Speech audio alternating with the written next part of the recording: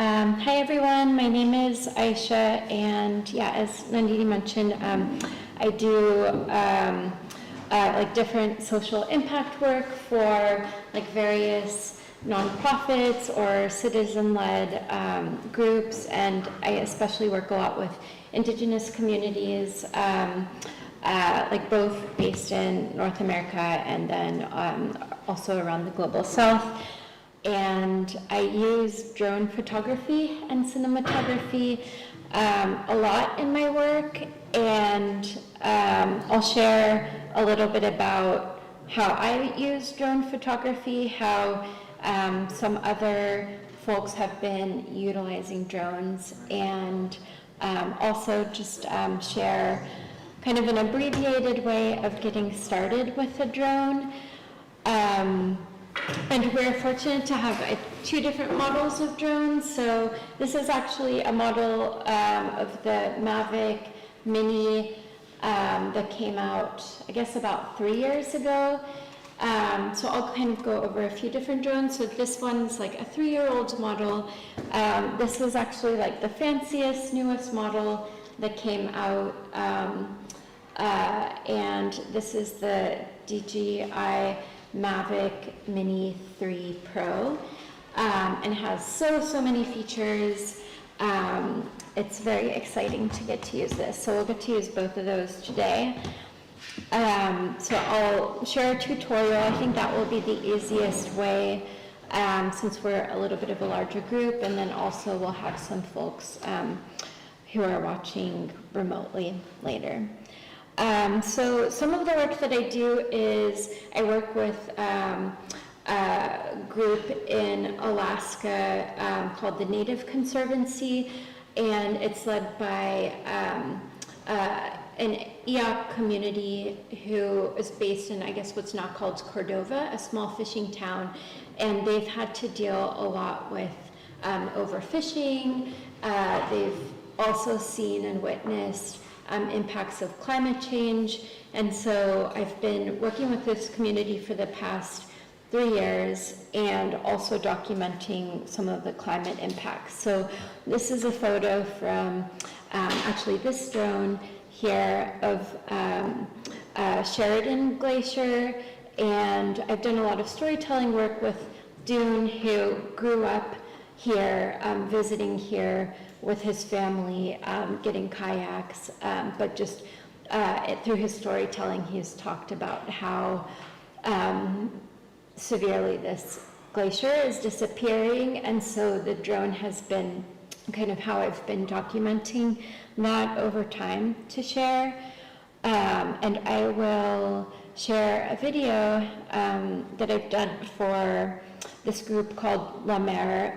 They're kind of like a fancy skincare brand, but their nonprofit foundation arm helps fund Native Conservancy's work. So they contracted me to film this piece, and you'll see some of the drone work in this video. I think so, yeah. Okay, so I will share this video. It's just a minute long, and this is Dune, the founder of the paycheck first. Okay. Let me try to start this again with the audio. The first paycheck, first income I ever had from the ocean was from kelpie. I find it ironic that here now in the last chapter of my life, I'm back in kelp after having 3 terrible fishing seasons in a row. I just started researching it and realized that if we were going to make a difference and tackle climate change, that kelp and mariculture had to be a part of our futures. Most of the indigenous peoples that we've talked to, they're interested in restoration first. Second, growing a traditional food source that we've enjoyed for thousands of years to create regenerative economies. The ocean took really good care of me and my family for over 60 years. It was my turn, it was my time to give back to the ocean.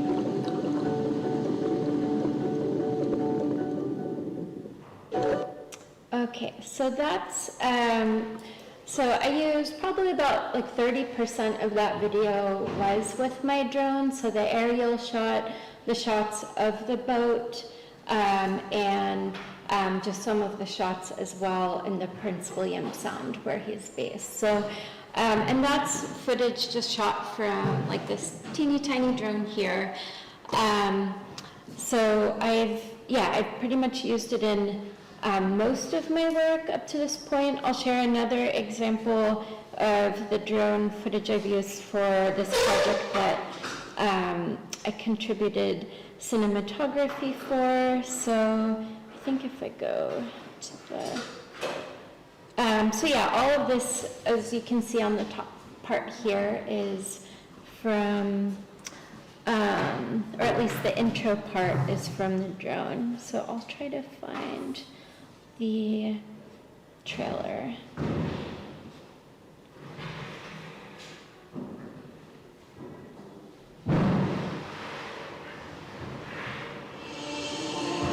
Oakland, an intersection of traditions, ground zero for gentrification. Oakland is getting all of this national and international attention as a go-to place. What makes Oakland beautiful is the diversity and its arts. We started collaborating with community groups and neighborhoods throughout Oakland, focused on painting pieces that were valued by the community. 14th and Alice Street is the largest mural we've ever painted.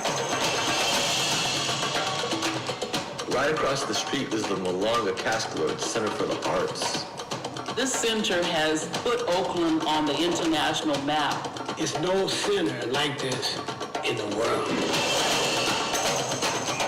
This community in Chinatown dates back over 150 years. The theme of Chinatown is surviving and thriving.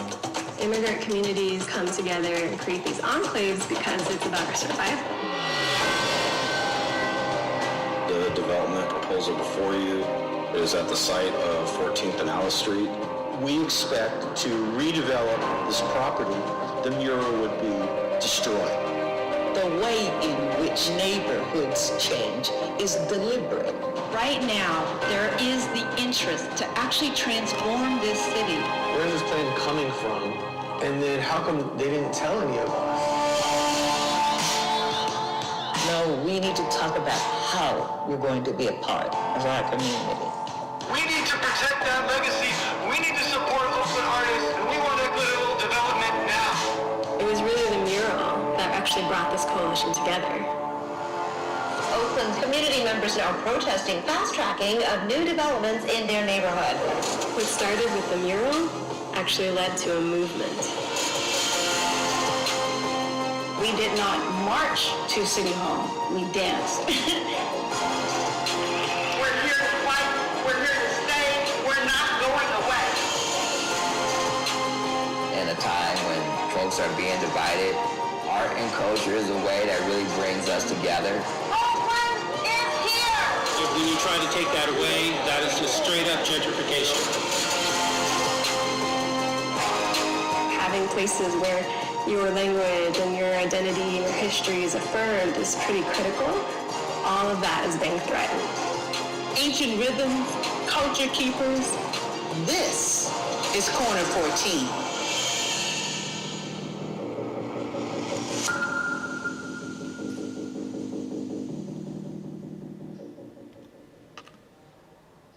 Okay, so that's the trailer for a film that I worked on while I lived in Oakland, and a lot of my work centers on like both people, storytelling around people, but the places that they come from and represent, and that's in a lot of ways where the drone comes in, because you can show an aerial view of a community and have, you know, kind of from the granular level of someone's story to kind of the bird's eye view of where they're from, the community that they represent, and I really appreciate that that's something that you can just hold at the, you know, in your hand. You have that access to create that type of footage. So that was my first project that I used a drone for. Or no, actually, the very first project I used a drone for was whenever I was in Standing Rock, and we, actually, let me pull this up.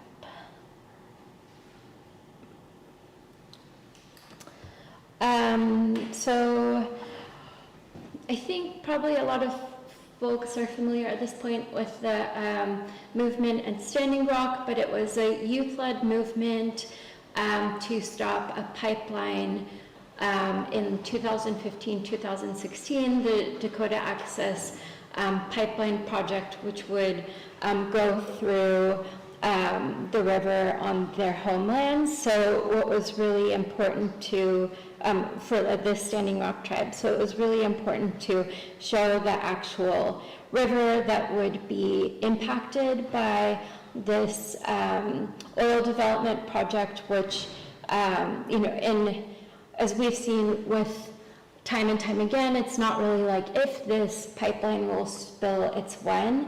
And so it was important to show really the river that would be impacted, the people that would be impacted, and that's where the drone came in. And also it's just a really useful storytelling device too, to show, to have narration in a film or video whenever you're just kind of using drone shots. So so I will share I've been thinking this video. So this one I produced with this group, Indigenous Rising Media, with a fellow filmmaker, Josue Rivas, who also lives in Portland, actually. So I will share. Oops. Without even thinking, I just packed a bag, threw some clothes in, just got a blanket and a towel, and I just headed out. At times it got discouraging, like we wanted to leave, but we just figured this thing wasn't going to happen, and we just kept praying about it. Because I'm the spiritual leader, the keeper of the sacred pipe, they asked me to help them organize the Ocheti Shakoi, and that's how we got started.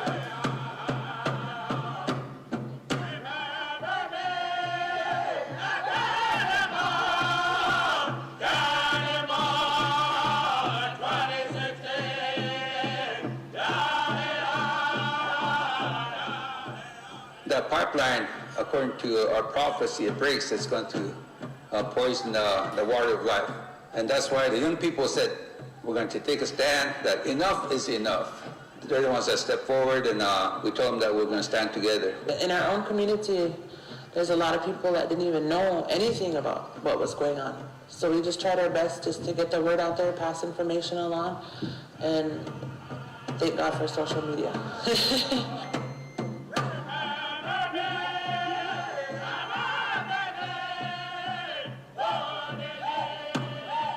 It was a prophecy from a long time ago that the Ocheti Shakoi were going to come together, and there was going to be changes in the world. From the time we first started till today, there's over 200 flags here.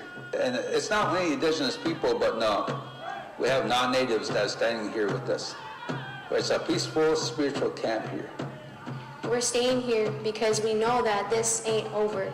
The battle is won, but the war is only beginning, and it's not a war of negativity, but it's the war of spirituality.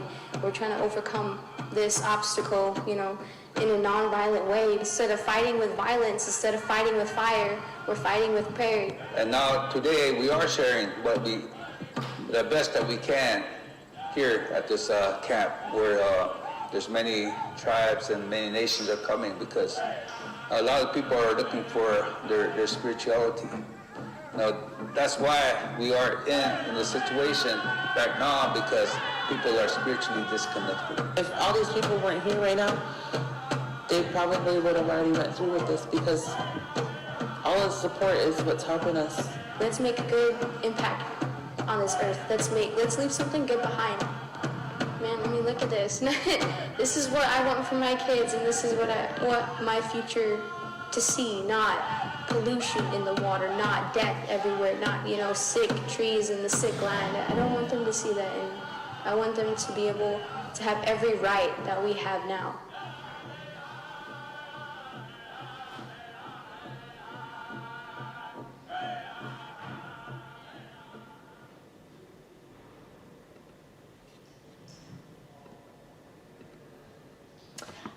Okay, so that's an example. I mean, the drones actually came in very, very key for the whole movement at Standing Rock, with even just being able to track the progress of the development of the pipeline, because at times even the development was going ahead of schedule when they didn't even have permitting for it. So it was also a tool for the movement itself to even be able to track progress of development and also put that in check too. So, so it came in handy, like both for a filmmaking tool, or yeah, a filmmaking device, but also for this collective movement as well at Standing Rock.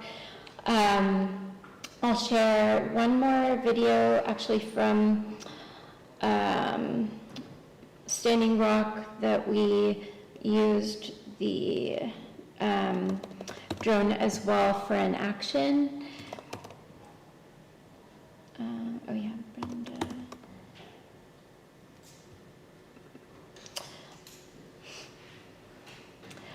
So this is a interview we did with Brenda White-Bull, who's Sitting Bull's great-great-granddaughter, so a descendant of Sitting Bull, who was a spiritual leader over 100 years ago, or almost 200 years ago, also at Standing Rock. And he had a vision for a gathering like this at some time, and so she was sharing about that, but also there's for her people a concept of a medicine wheel as a symbol. And so we, working with an artist, they did kind of like a group action, an art piece of what a medicine wheel looks like. So we used a drone to show that as she explains it. So I'll share. I'm very proud and honored to be a descendant of Sitting Bull and to carry out his legacy. We talk about the 7 generations. We talk about how we are their dreams come true. For these next 7 generations that come along, I will never know my great-great-great-grandchildren, but I want to know that they will have the same fight in them as we do today.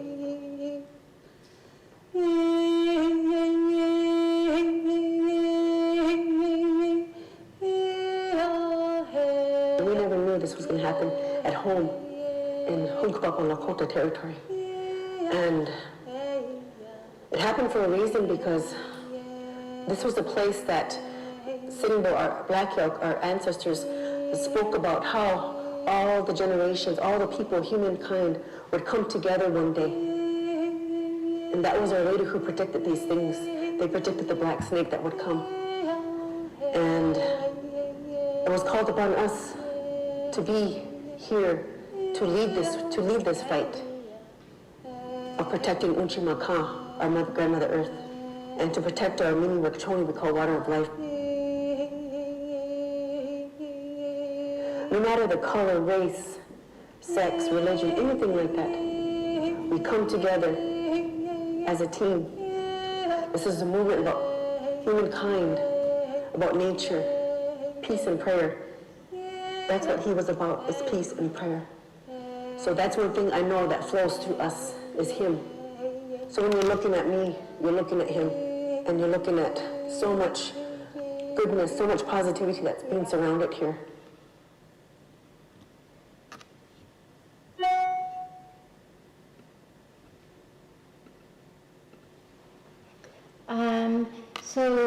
So that was my start with the drone, was the work at Standing Rock, and then since then I've been I mean, working on mainly social impact projects, so working with communities, working also around climate justice work, yeah,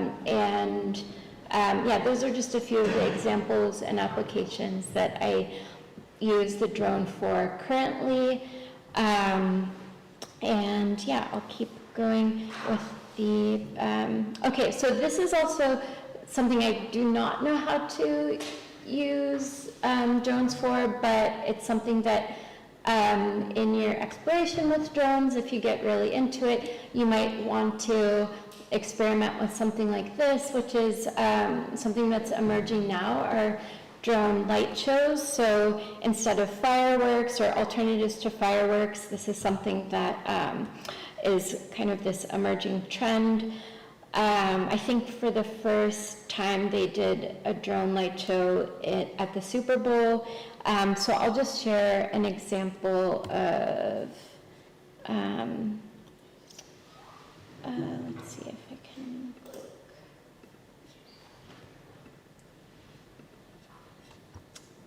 Here it was, okay.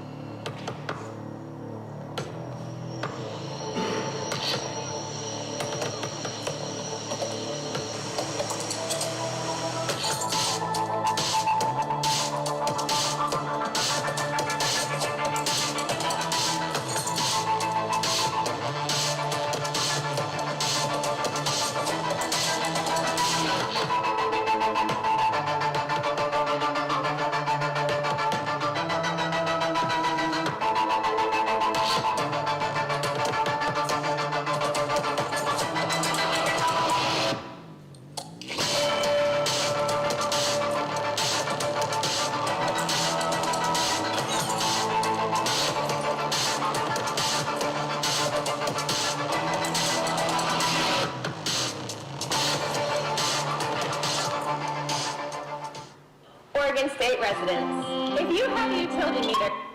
Okay, so I have no idea how to do that, but I think it's quite impressive, and it might be something that could emerge here at SETI, because it is very much like this intersection of technology, but also enchanted objects, and looks really beautiful. So I'll share a little bit on finding the right drone for you and how you might want to go about like kind of considering budget and also like what your needs might be.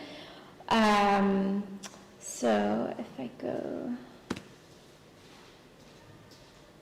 to this, actually this website might be, it's better to show. Okay, so I've used DJI mostly. I think that they really are at the heart of the comet when it comes to drone technology for consumers. So they do have actually a pretty great way of comparing different drone models, so you could see actually which one might be I think the best to suit your needs. We do have, actually this is the DJI Mini 3 Pro. The model that I have is kind of a much earlier model, the Mavic Mini, which at this point is such an older model that you can't buy it from their website anymore, but you could get it used. And I believe used, you could get this for about like $200 or $300 at this point, because it's a few years old. You're probably only going to find it used, but it's kind of wild that it's just $200 or $300 considering what it's capable of, and the camera alone shoots 4K footage as well. So as a starter drone, you don't necessarily have to spend hundreds and hundreds of dollars. You could find something used that's an earlier model that still actually fits your needs. most of all of their models do shoot 4K, and some of the pricier ones even shoot higher than 4K. And what 4K means is like the resolution. So 4K footage, if you are actually just producing something that's like 1920 by 1080, that gives you the option to zoom in and crop in on a shot as well. So I would always recommend going for 4K if you're going to use this for film or cinematography. And yeah, I think the major differences between these two drones are, so with the Mavic 3 Pro, what this has is obstacle sensing. So it has these sensors in the front, it has these sensors as well on the back here, and it's able to sense if this is going to run into an object, and you can actually choose if you want it to stop when there's an object, if you want it to go around the object, or if you just want to turn the guardrails off and just shoot manual. So that actually like helps keep this a lot more secure. You have less chances of breaking your drone by having those guardrails of obstacle sensing. The very baseline drone does not have obstacle sensing, so that means that if you were going to be running into a tree, it will just run into the tree unless you're, from your remote control, maneuvering around it. So you have to be a lot more careful. We will still fly this one inside, but for that I have these propeller guards here, so that way you don't have to worry about, if you're flying indoors, about the blades getting damaged by it running into a wall. So there's still things you can do and modifications you can have to still protect the drone, but this one, you really do have to be careful in how you're maneuvering it so you don't run into any obstacles, and you want to, especially with this type of drone, keep it in your line of sight a lot more. This drone can fly out even miles away from me, so you're not always going to see it in your line of sight, but there's ways to still be careful with it. So with your remote control, you can identify when the drone returns how high up and what the elevation would be, and you'd want it to be above, I guess, the highest point of interference. So if there was a tree that's 100 feet next to me, I'd want to make sure that the drone is going to fly back at about 200 feet or higher so that it wouldn't run into anything. So those are things you can still do to protect your drone whenever it is flying back to you. I typically, like if you're going to start flying your drone, the best thing to do is go somewhere where there's no obstacles at all, so you can just kind of practice and not have to worry about obstacles in the beginning, and you can just get a sense of how to use the remote control. Another difference about like this baseline drone and this Mini 3 Pro drone is that for this one, I actually, for the remote control, have to plug my phone in to use the screen. So this one essentially like plugs in here, and I'm seeing what the drone is seeing from my phone screen. The Mavic Mini 3 Pro has an option to get this kind of remote control that already has a screen built in. So you don't have to deal with plugging your phone in or dealing with your phone battery dying or anything like that. You can just kind of grab and go and use this remote. So that's also a big bonus and plus, and things to think about when you're thinking about what drone you want to fly. Other issues are like this Mini 3 Pro has a much more extended battery life, or option for batteries that you'd have a flight time of even like up to 45 minutes to an hour, whereas with the Mavic Mini, it's almost just like 25 minutes maximum flight time. It says 30 minutes, but it's usually a lot less. So that's another thing to think about if you want to have shots where you are going quite a distance to get the footage that you need, because you have to think about it's going to be 10 minutes out and then 10 minutes back. So, so that's something to think about as well.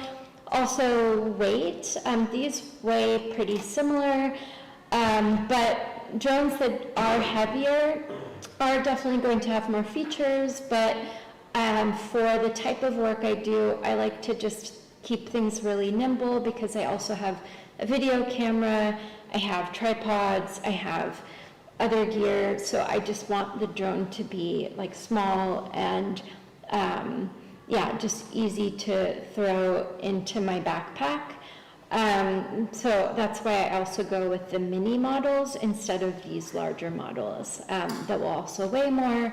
But like really all I need is to have 4K footage, to have it just weigh pretty light, and then I'm good to go. And so so yeah, this model, like even this 200 model works for me. Another difference is, so the Pro model has object tracking, and I'll show some video clips of what that means. So that means that it can identify a subject and just keep tracking that subject and flying, keeping the camera on that subject, whereas this one I have to use all manual. So this one I'd see the subject and I just have the remote and try to track them as good as I can. And that really depends on me having a lot of experience with the remote, being able to have shots that look smooth, and that takes a lot of practice. But this drone that has all these fancy features can automate that for you, and you can get like really incredible footage. And I am thinking I might want a drone like this for the future, because I'm starting to do more storytelling work that focuses on an individual character, and being able to like track them, maybe like in the instance of Dune, as I showed earlier, who's a fisherman, I could have the drone just tracking him as he's fishing, or as he's tending to the kelp forest that he's farming. So it really depends on what you need, but you can, through DJI's website, really get to scan even their older models and get a sense of like what the specs are, how they compare. So it kind of does all that for you. So between the DJI Mini 3 Pro to Mavic Mini, you can get a sense of really like what the differences are, and make your decision based on that. Great, so I will go back to the presentation and share like setting up drone shots and what you would want to think about from more of like a cinematography perspective. And so I'll share this video that I think is like pretty short, but covers a lot. So I'll put this on. Aerial videography, there's a huge difference between simply capturing what's in front of the camera and actually getting those intentional cinematic shots. That's why in this video I'm sharing 10 tips for getting cinematic drone shots.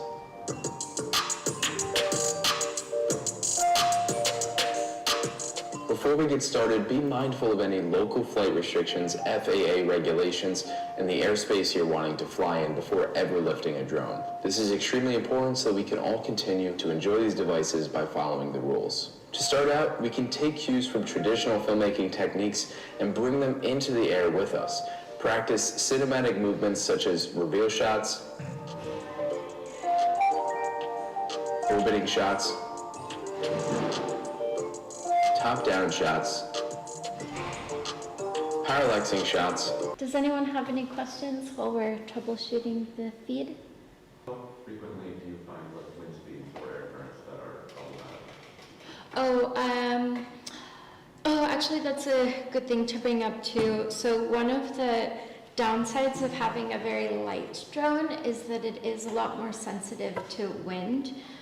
You will get a warning on your remote saying that it's experiencing wind issues and suggesting that it should return back to you. I kind of play it by ear sometimes. If the drone is visible to me and I see that it's kind of actually looking pretty treacherous, then I'll send it back. But if it's something that's just like a little bit of a breeze and I can see it and it's in my line of sight, then I'll just kind of cautiously keep going. It's really kind of how adventurous you are at that point, and you kind of have to make the call. Usually I do go with the guidelines coming in. If it says like experiencing wind, we'd suggest returning back home. Oftentimes I will go for it unless I'm almost there getting the shot that I need. Sometimes I'll just take that risk. So it's up to you. It will also tell you usually the wind speed too, and that can be a gauge for you. Like anything that's like above 50 mile per hour winds, definitely returning back, probably even 35 mile per hour winds for something this small. But yeah, it's really also about how comfortable you are with your drone. And yeah, I think starting out, I would just go with the guidelines, and then later on I was like, well, I feel pretty comfortable with the drone, I'm going to kind of push it a little bit. So up to you. Usually I just go with starting out like what the suggestion is.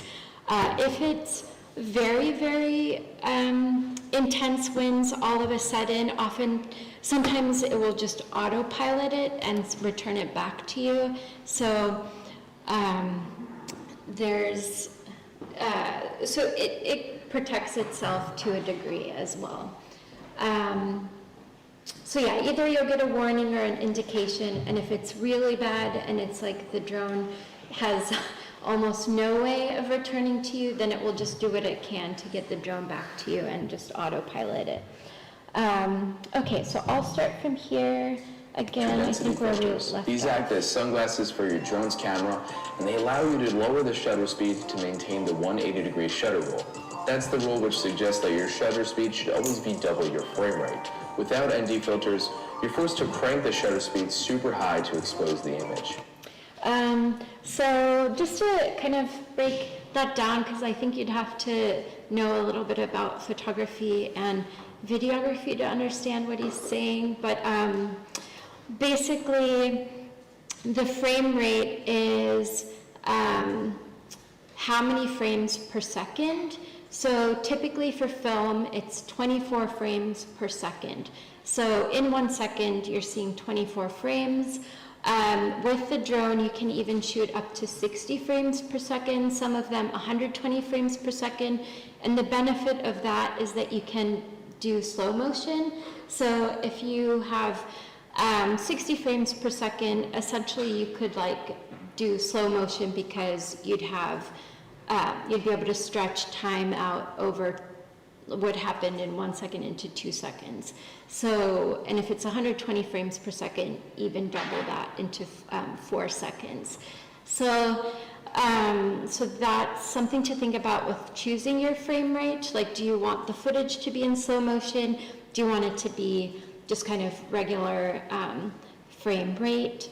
And then what he means by shutter speed is that the shutter is essentially like how like the opening and closing of the lens, or not the lens, but the sensor. And so, say for instance, it's very, very bright outside. The shutter just has to open up really quick and then close to create an exposed image. But if it's really dark outside, you'd want the shutter to stay open longer so it gets more information onto the sensor, more light, and then closes. So in really bright light, you don't need the shutter open very long, so you'd have a really quick shutter speed.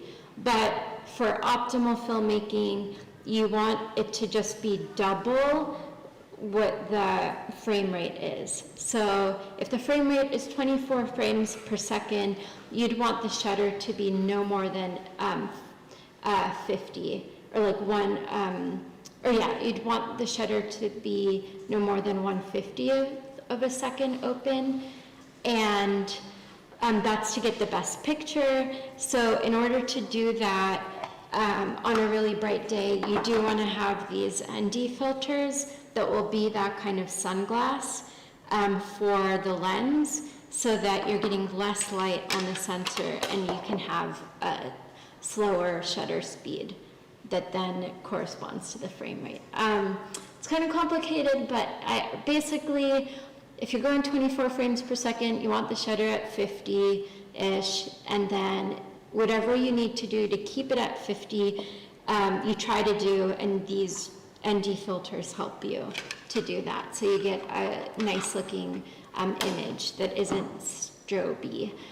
So he'll maybe talk a little bit more about that, but here's what it looks like without an ND filter with a fast shutter speed. And here's what it looks like with an ND filter at a 180-degree shutter speed equivalent. Pay close attention to the motion blur in frame. The difference may seem minor and you notice it more than flying low, but in my opinion, it is often what sets apart cinematic footage. Use manual settings. This one will take practice in understanding your drone's camera and how to properly expose it. Keeping your settings in manual will prevent the drone from automatically compensating for exposure, which looks really obvious to viewers and takes them out of the story. So taking the settings into your own hand and exposing for your own vision will provide the best results. Be sure to film in good light. Typically this is during golden hour, whether it be during sunrise or sunset. Lighting is just as important in the air as it is on the ground. Overcast conditions can also provide for some dramatic and moody shots, but that depends on the context of your story. Film at 24 FPS. This is pretty much the gold standard when it comes to traditional cinema, so in order to best emulate that, you should set your frame rate to 24 FPS.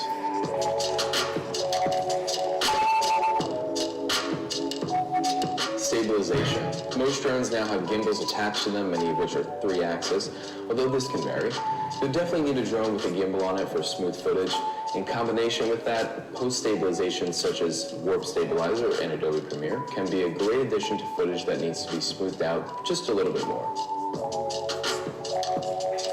Jib crane shots. We are fortunate to have drones nowadays because we can achieve similar shots to what jib cranes can get. These shots are lower in altitude and a bit closer to our subject. These types of shots also do a great job at merging footage from the ground and aerial footage because they fill the gap between the two.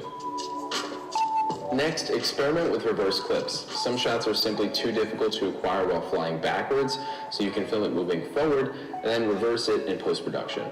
You should watch for any telltale signs that give away the effect, like a car moving backwards in frame.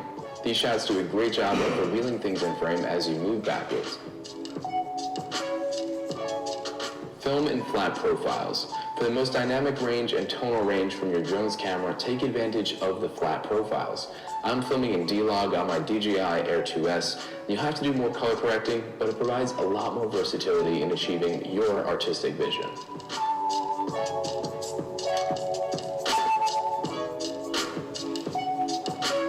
Use cinematic modes, whether it be tripod mode, cinematic mode, or simply changing your drone settings to be a little less reactive.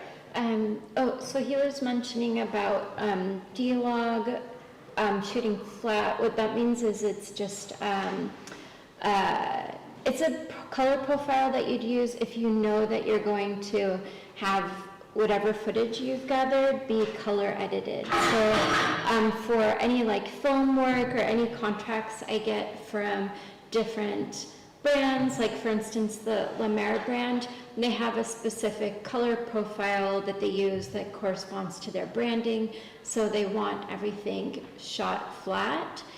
So that meant everything with my camera, everything with the drone, I shot flat so that they could color edit themselves.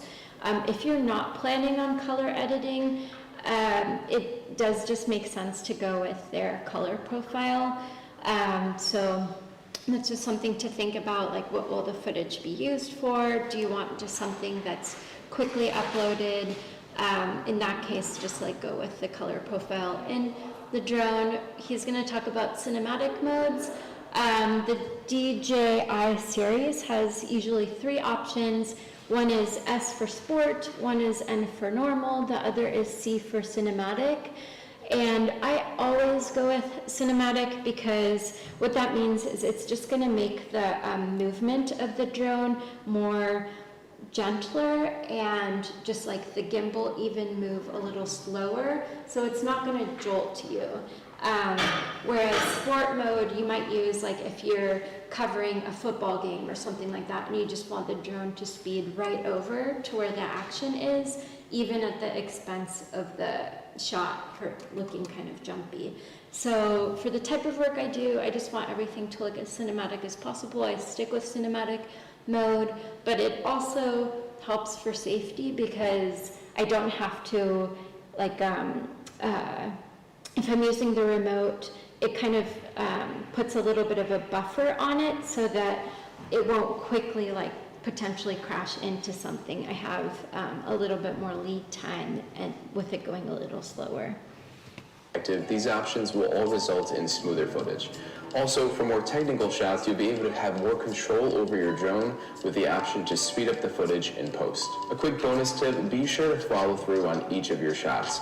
By that I mean hold on to it for at least 6 to 10 seconds. Nothing's worse than when you're editing a video and find a great shot, but it cuts out after just a couple of seconds. So be patient and follow through on your shots. Yeah, and typically for any time I'm shooting B-roll or drone shots, like I typically try to count at least 15 seconds because for the editor, that's at least how much time they would want as wiggle room to use a shot for something. So a general rule might be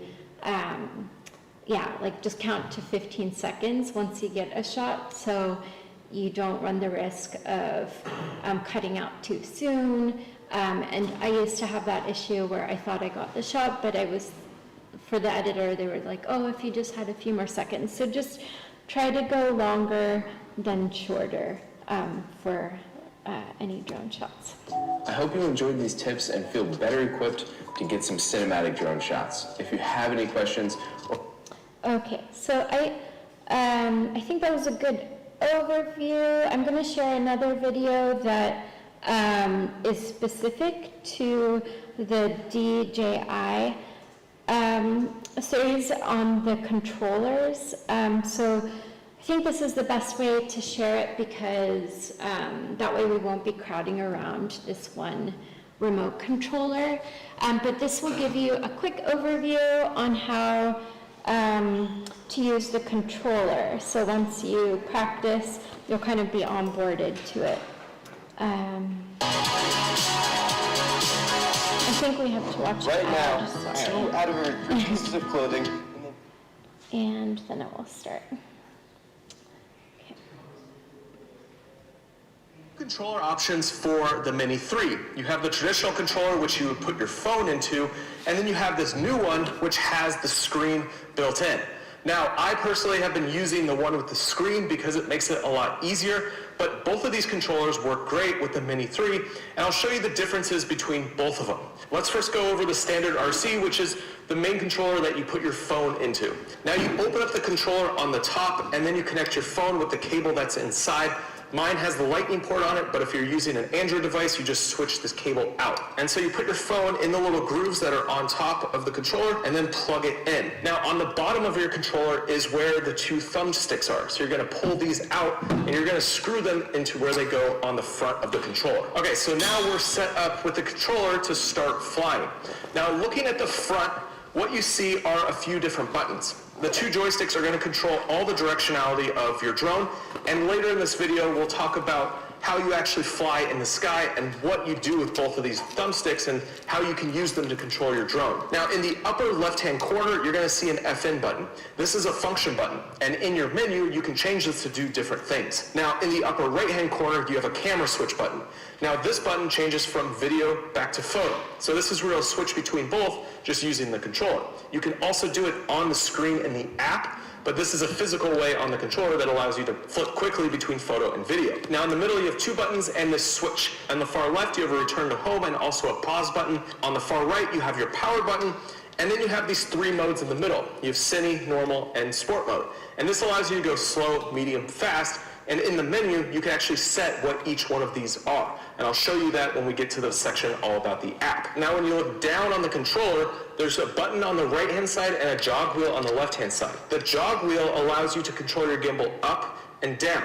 So while you're flying, if you need to move the gimbal up or down to get a different shot, well, you'll use the jog wheel here on the controller, and that allows you to move that gimbal. Now on the right is your start and stop record or take a photo button, so depending on what mode you're in. Now the last thing on this controller is on the bottom, there's a USB-C, and this is how you charge the controller. So pretty basic, but a lot of functionality with just a few buttons, and this is what you use when you add your phone. It works great. I've been using this controller for a long time. You don't need the newer controller with the screen built in. It's more of a convenience, and it does have some extra functionality. So this is the DJI RC. Now, on the back of it, you have your two thumbsticks. Now, you're going to pull these out, and you're going to screw them in on the front. Now, this controller has the screen built in. So basically, everything that's on your phone is built into this controller. It's an all-in-one system, and it's lightweight, and it's not that much bigger than the standard controller. I actually really like working with this one.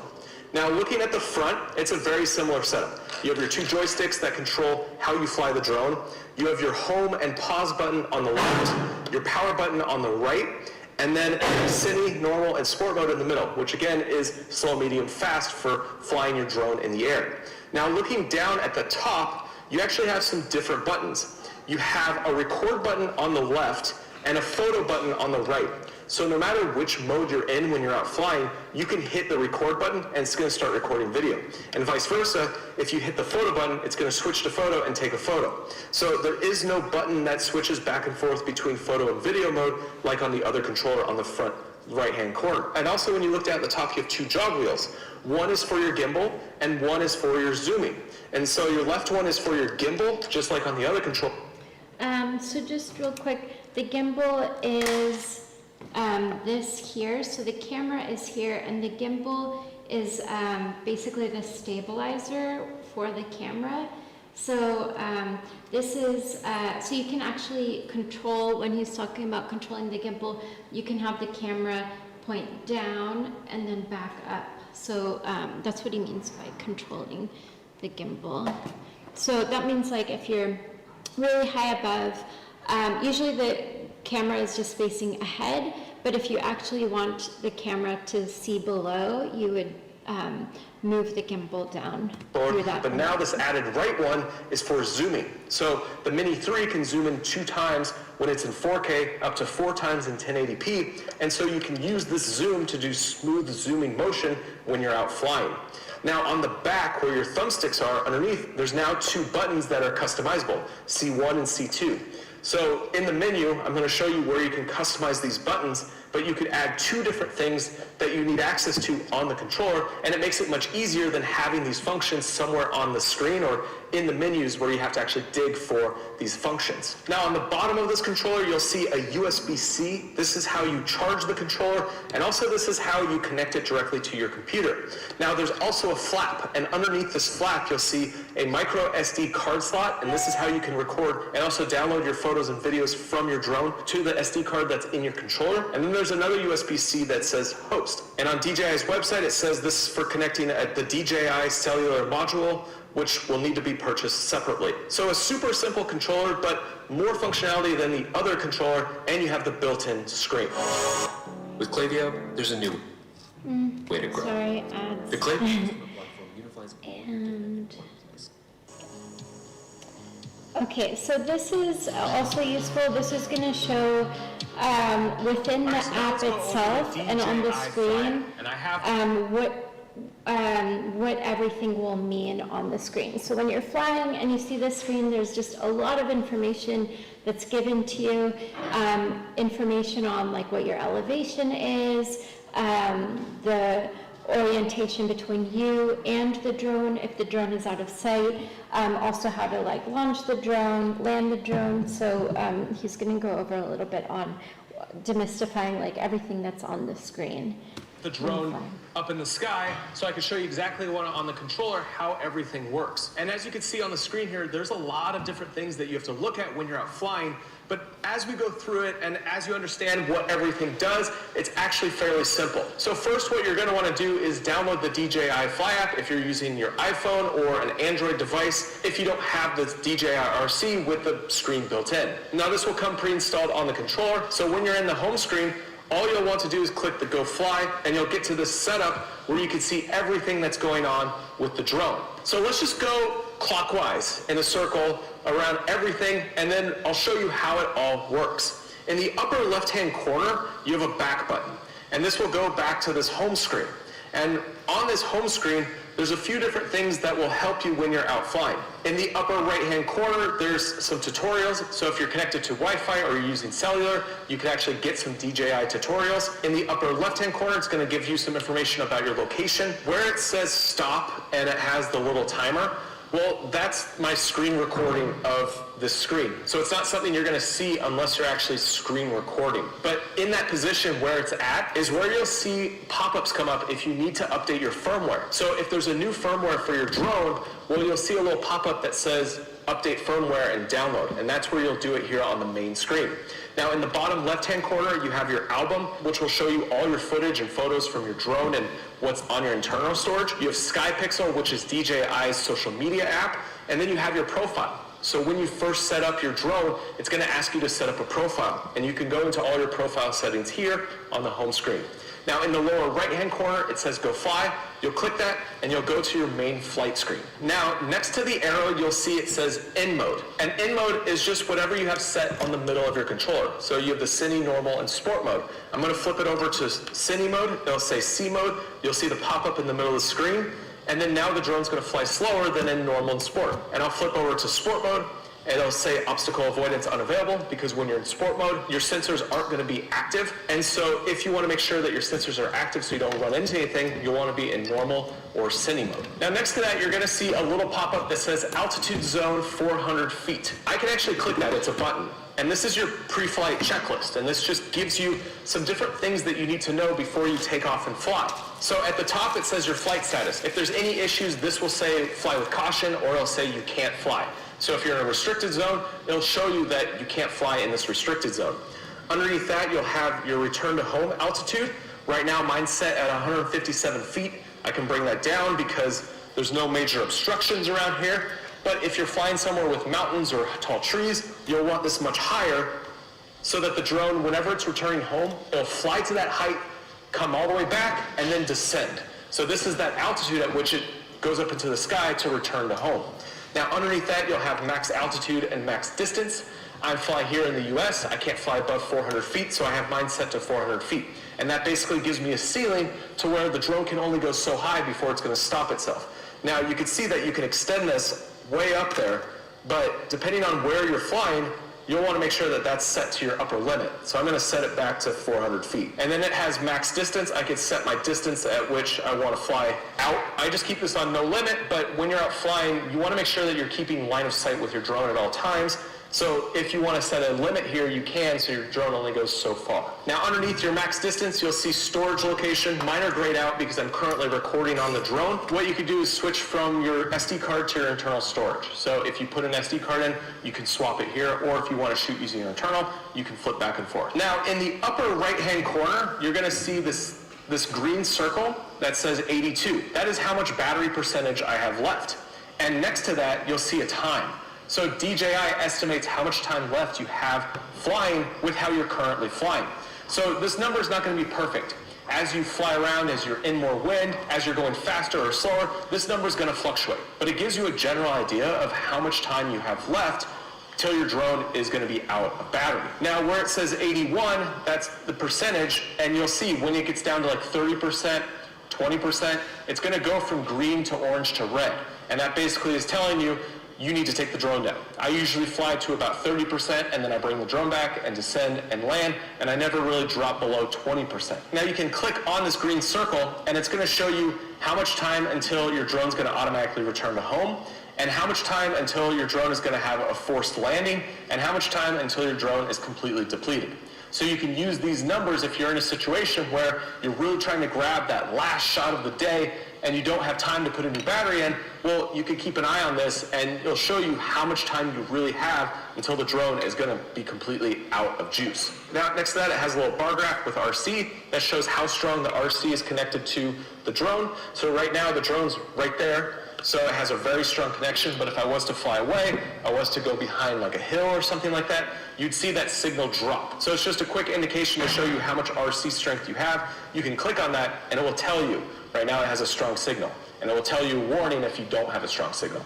Next to that is this hourglass looking shape. That is your obstacle avoidance. So right now it's showing that all my sensors are turned on, but if I flip to sport mode, you'll see that it turns red. And that's telling me that the sensors are not working. If for any reason you're not sure if your sensors are working or not, you can see a quick indication up there. You want to make sure that they're white. They don't want to be red. If they're red, they're not turned on and they're not working, and you'll run into something. Next to that is your satellites. You can click on it and it shows how many satellites you're connected to and how strong your GPS signal is. If you don't have enough satellites to have your GPS location, the drone will tell you.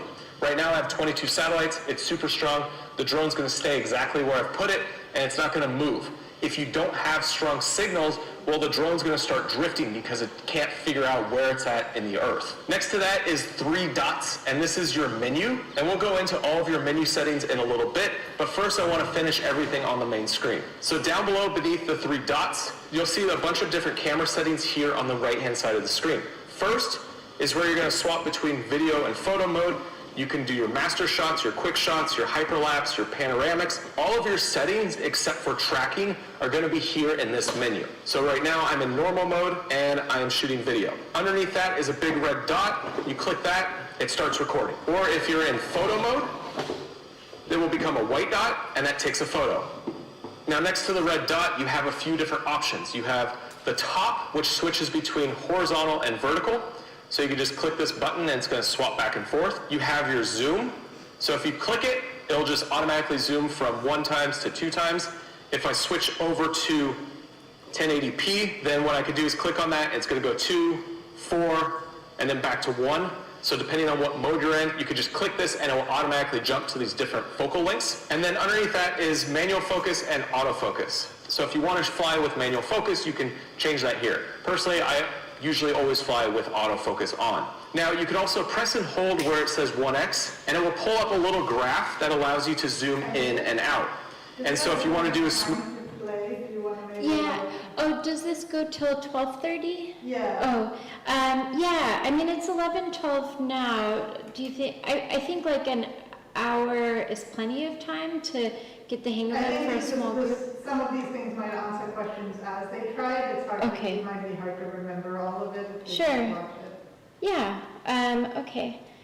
The only other thing I might just show then is the tracking one. Because it's a really small screen here, and if we're all with like COVID times are on this one screen, I think that might not be the safest. So I'll just show the tracking part, and then we can practice. So let's go over Active Track and how you can... By and large, people have no idea where their code can track yourself for subject. So, as you can see, nothing's on the screen yet for tracking. If you wanted to do that subject tracking we talked about earlier, you go into your menu, you go to Control, and you turn on subject scanning. Now, you'll see this plus icon where I'm at. You could click me, and it's going to automatically start tracking me. Now, the other way, if you turn off subject scanning, is you just find your subject, and then you just draw a box on the screen from the top left corner to the bottom right, or vice versa. It's going to pop up this little screen. You could skip this, and then now I'm being tracked. So automatically by default, you're in spotlight mode.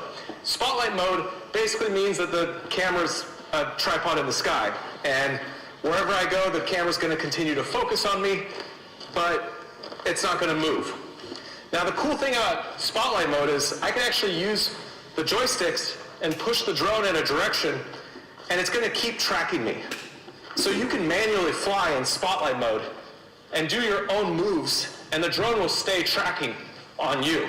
So if you want to do some different movement patterns, or you just want to fly manually but always keep a subject centered, then just keep it in spotlight mode. And you can see how well this works. I'm just flying around with my right joystick, and it's keeping me centered as it flies around me. Okay, so I just want to show that even though we're not going to be able to really test tracking mode in here, that's one of the key differences between some of the drone models you can get, where like this new Mini 3 Pro has tracking mode, which you could use, outside where there's obviously less obstacles. But it's a feature that, like for me, I think is definitely worth it, whereas this one is just going to be kind of all manual. Either way, inside here we'll be shooting manual, but it's a feature definitely to know about if you were to fly outside, and then think about like getting this type of drone. So what I think then we can start to fly with them. I'll get these set up and turned on now. Okay, yeah, I think we can end the recording then.